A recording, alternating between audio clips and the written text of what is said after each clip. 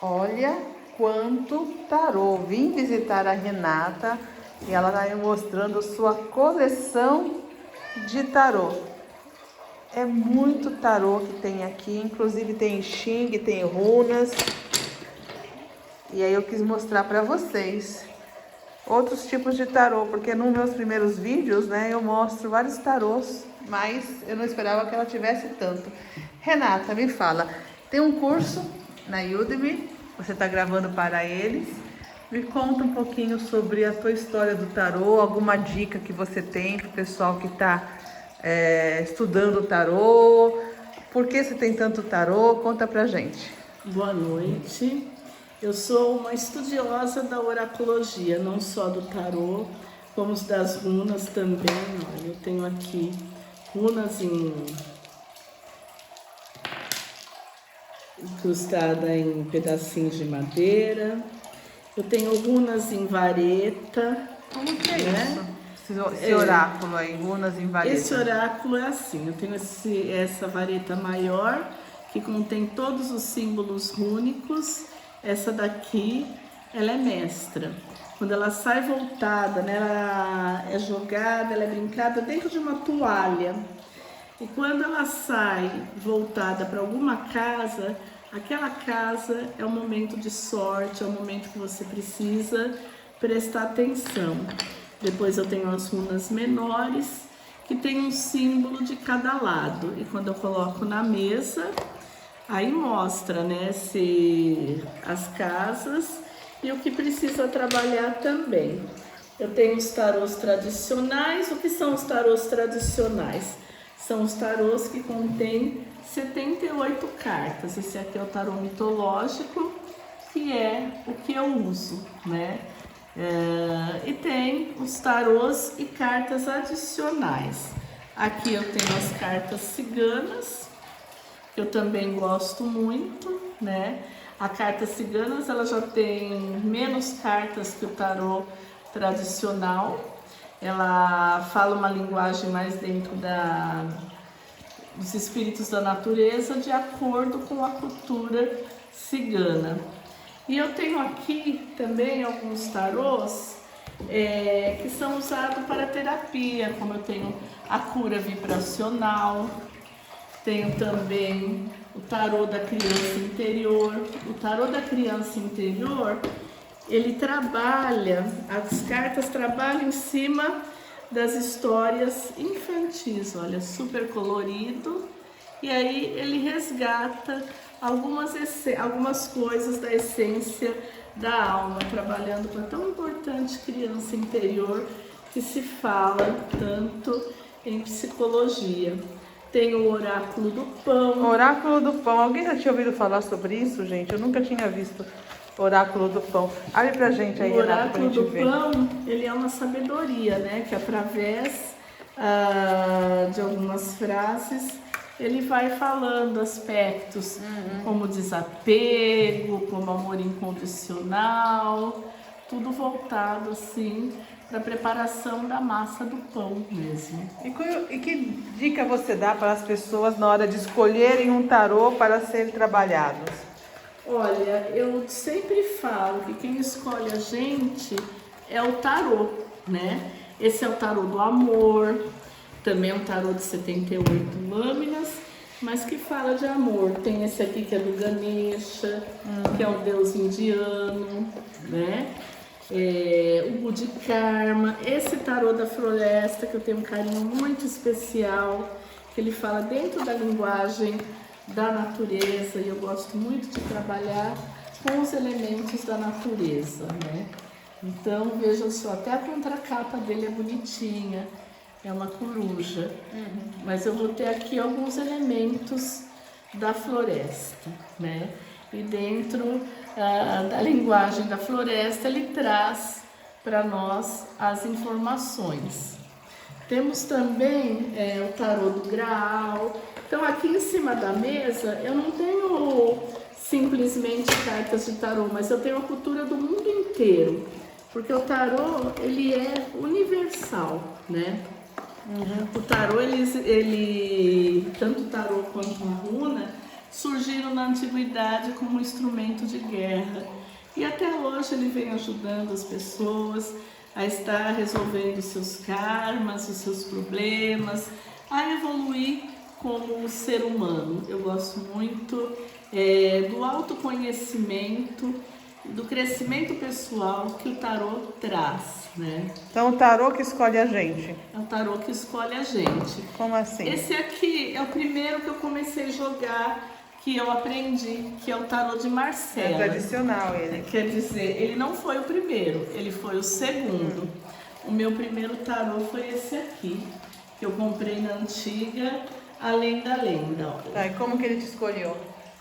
Eu passei, eu gostei e eu levei para casa e eu comecei a ler. Esse aqui só tem os arcanos maiores. E depois que eu aprendi, que eu vi que eu tinha aprendido, eu quis um tarô profissional. Aí eu comecei com o de Marcela, que era o que tinha disponível na loja. E depois eu fui numa taróloga que jogou o mitológico para mim. Eu me apaixonei pelo tarô mitológico e eu uso ele até hoje, né? Mas eu consigo jogar qualquer um desses.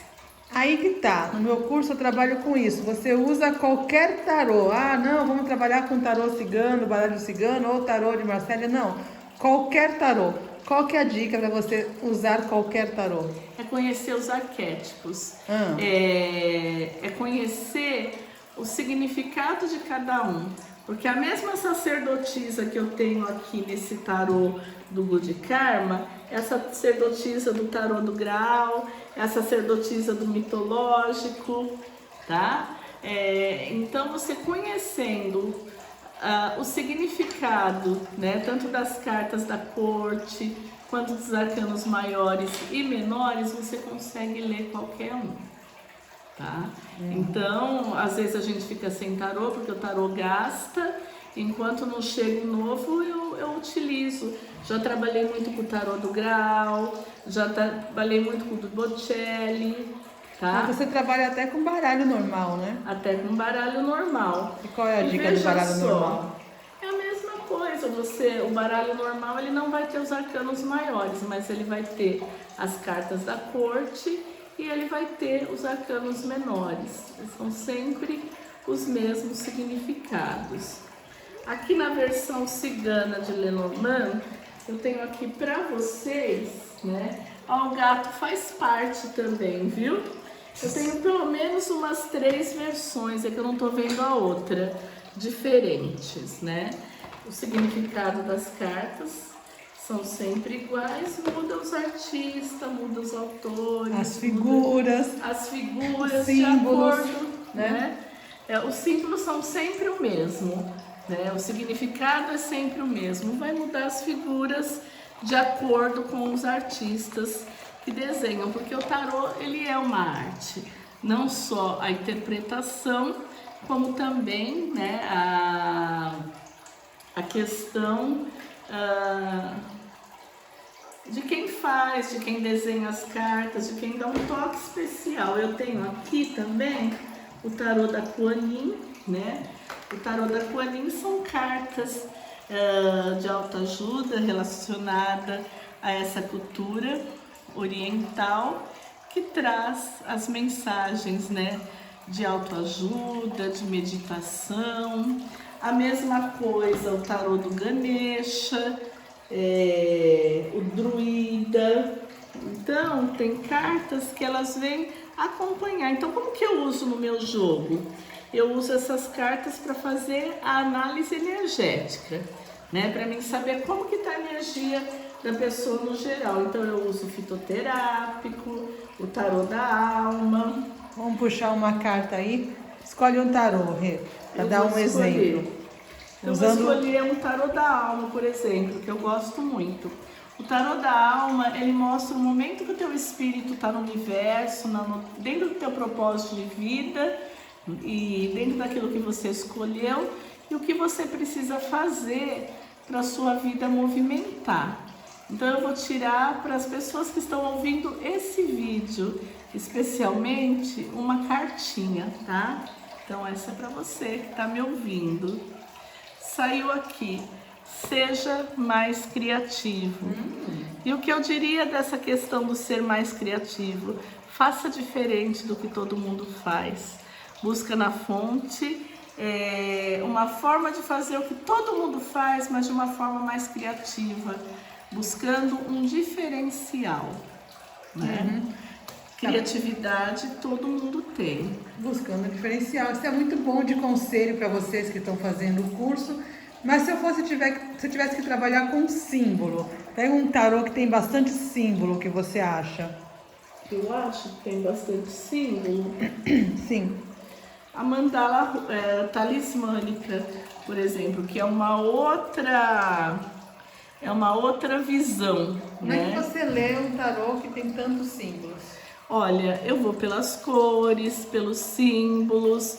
A carta talismânica, cada mandala dessa, ela tem um significado na vida da pessoa, tá? Então, essa daqui eu sigo o livrinho para dar uma orientação. Esse tá? tipo aí segue o livrinho, entendi. Sigo o livrinho. Porque você tem coisas que nem que eu falei para vocês, o tarô que ele tem a numeração normal, você lê todos. Agora, as coisas muito culturais de uma época, de uma região, você pode consultar. Você pode consultar e fazer a sua interpretação em cima. Sim, em cima daquela cultura, aquela região que você talvez não conheça tudo. Não. E está falando sobre aquilo e você entende realmente as Você mandalas. entende e você traz para sua cultura. E vê o que você Tem sente esse também, rap né? feliz aqui, que é o tarô da felicidade. Ai, que Que bonitinho. ele tem umas cartinhas super coloridas também, né? E só de você estar em contato com ele já eleva o seu astral. Então ele te passa uma mensagem até de situações negativas, mas com muito carinho, com muito detalhe. Ele é bem infantil, né? Mas a finalidade dele é trazer alegria. Então você veja aqui a imperatriz, né? Rodeada, não, aqui é uma rainha. A rainha de ouro, rodeada de bastante doce, de bastante... Verdade, você vê a felicidade, a rainha. A felicidade. Os docinhos, A riqueza dela é o doce, para nós que somos adultos é o dinheiro. O que simboliza esse vermelho para você, Renata? Esse vermelho simboliza a vida, né? Simboliza a ação. A cor vermelha é uma cor muito dinâmica. Eu acho que vai muito de quem olha, né? E você coloca, o vermelho vai ser o dinamismo, o amarelo vai ser o dinheiro, o verde é porque saúde. essa carta aqui eu não consigo ver agressividade nela, que o povo fala do vermelho, de ser uma agressividade. Não.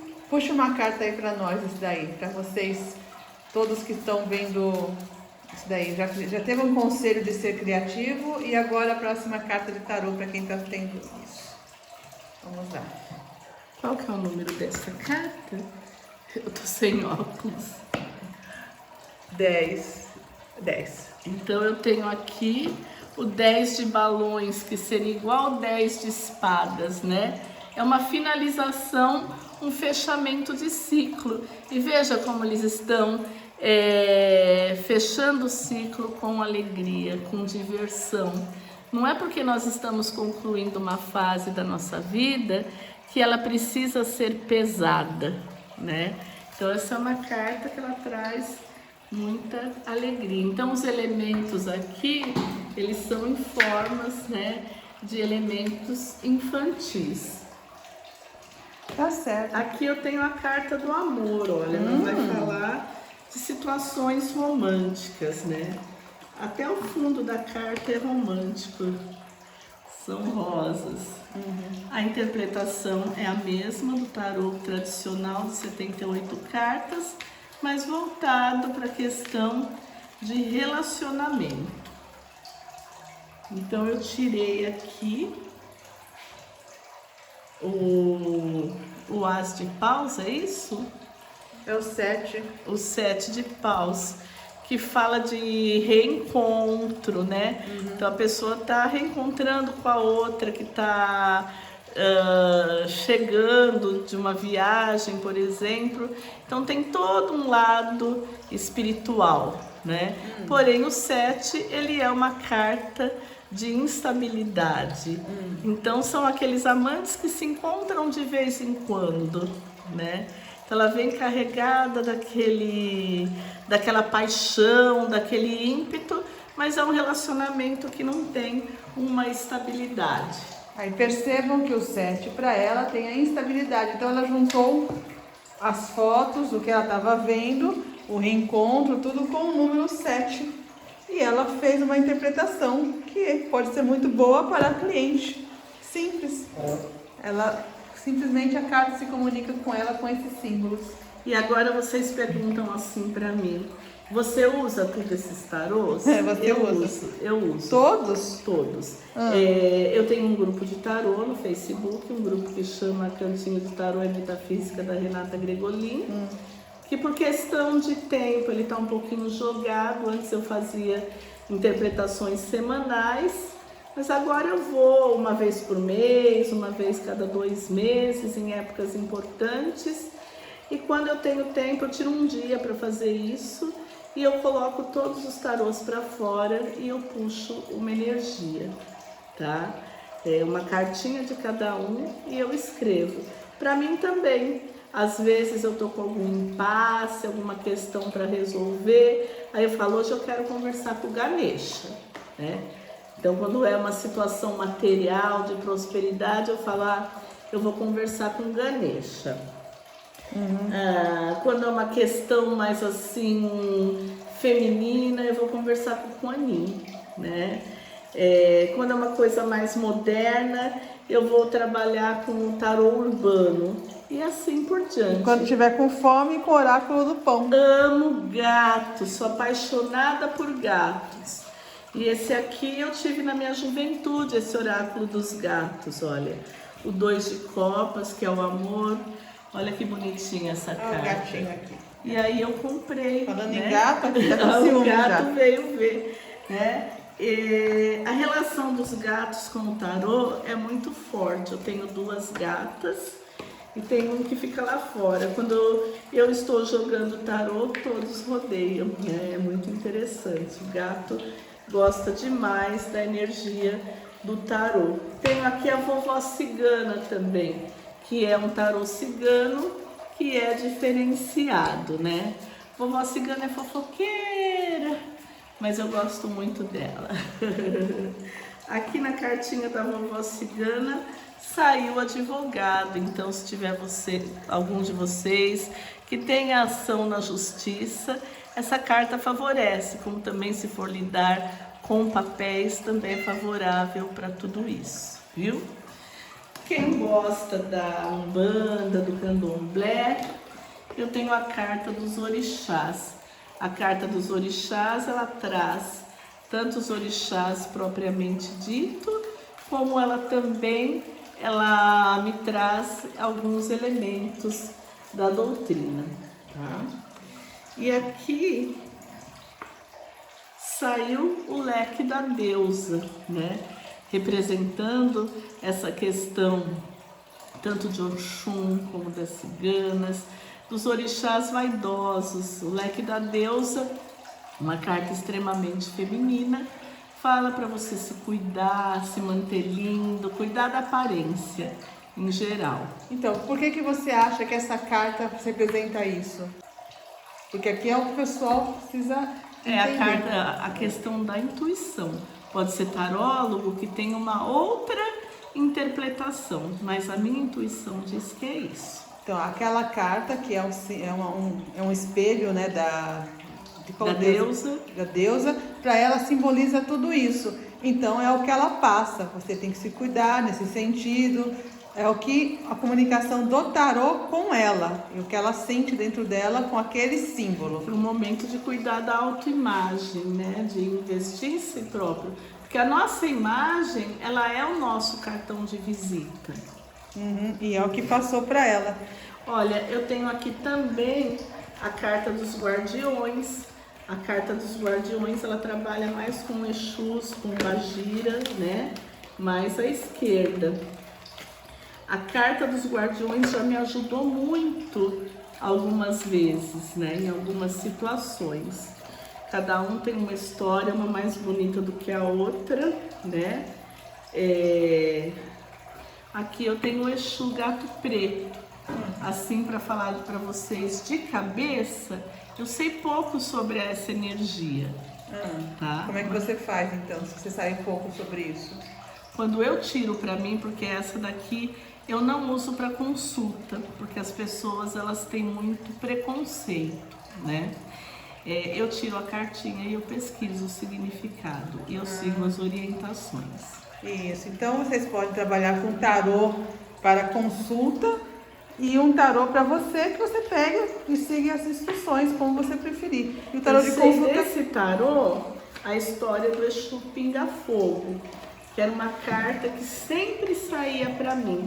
Então o Exu Pinga Fogo, numa das existências dele, lá na antiguidade, ele era cobrador de impostos, né? E com os devedores, ele ia pingando fogo, pingando cera de vela, até a pessoa decidir pagar, né?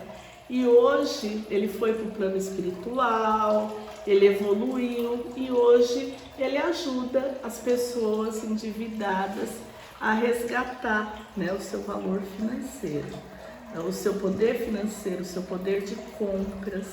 Tá vendo? Se tirasse uma carta desse tipo e ela sabendo da história, poderia falar que a pessoa tem que resgatar o dinheiro, resgatar o poder de compra, resgatar a força dela. E aí você sente a pessoa que tirou o tarô com a situação que ela está passando.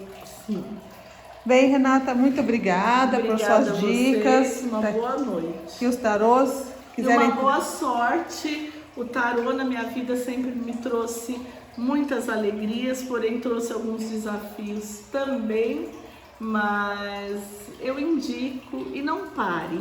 Além de ajudar muitas pessoas, você pode ajudar a si mesmo, né? É um mundo maravilhoso, cheio de aventuras. Que tipo de desafios? Fiquei curiosa.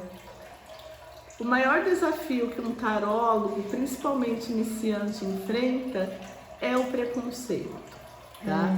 É o preconceito religioso.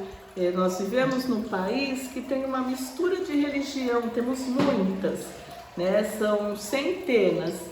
E em vez de dar a mão e todo mundo caminhar junto, existe uma competição muito grande. Então o tarólogo já de saída ele é visto como uma pessoa que não serve a Deus. Pelo contrário, o tarólogo serve muito a Deus, porque você resgatar o irmão de um sofrimento é uma coisa muito importante, é uma coisa que não tem preço. E o tarô ele cura. O tarô, quando ele é bem desenvolvido, bem lido, ele é uma terapia. Tá certo. Tá bom, Rê. Muito obrigada. Deixa eu ver se eu gravar aqui. Gravar aí. Então tá bom, Rê. Muito obrigada por tudo. Beijinho. Aqui a Sarinha também. Aqui, olha o nome da gata. Sara, né? Da Santa Sara, que tá ali. E é isso, gente.